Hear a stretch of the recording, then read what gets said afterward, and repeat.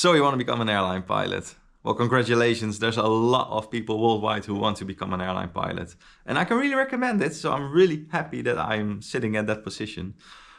But it's a lot of work to get there. You apply to a flight school.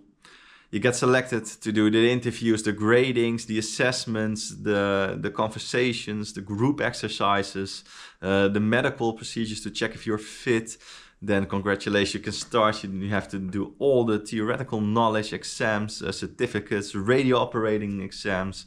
Then you start learning to fly a small aircraft. You move up to a bigger one or the flight simulator. Start getting your IFR rating, which means you can fly using your instruments, so also in the clouds and with low visibility, for example. So yeah, it's a lot of work.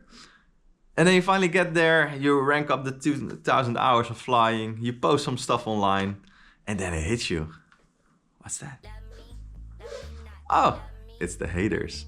Welcome to PilotHooij Reacts, and let's get straight into this brand new series. I hope you enjoy it, and let's get down to the lovely comments. But before we start the video, I would like to do a huge shout out to Leonie and Joseph from the company Wies Watches. Joseph was so kind to send me this watch. It's a modern style pilot watch, a GMT automatic watch. And what I really like about it, I can always see the time at home.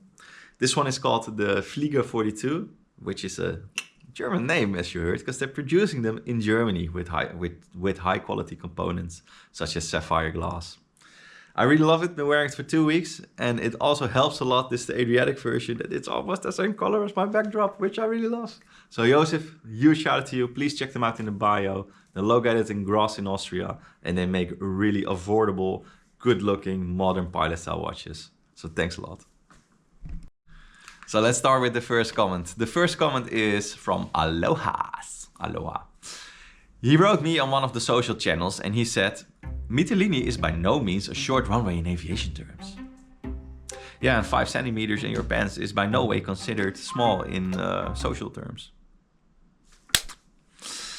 But let's just not only try to bash him, because that's easy, but let's also educate.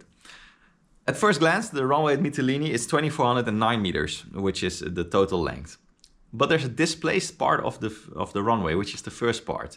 And that displaced part is 538 meters, which means we cannot use that part. So more than 500 meters should be scrapped from the runway for the landing performance calculations and for the actual landing. So what remains is 1,871 meters.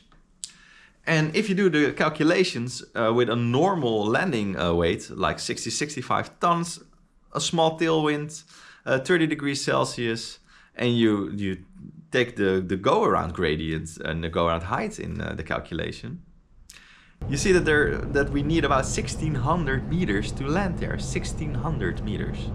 And there's only 1,871 meters available. And this is with all the margin. But what also happens most of the times, you need to land on the big white the blocks. And sometimes you just don't land straight on them, but a little bit more down the runway, which takes away margin. So the margin that you do have is really slim.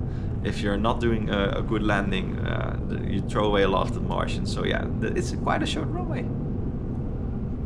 So I'm PilotHooij. Thank you for watching the first one of the PilotHooij React series. I hope you enjoy it. If you do, please leave a comment, a like, a subscribe, whatever behind, and tell me that you hate it, love it, or whatever.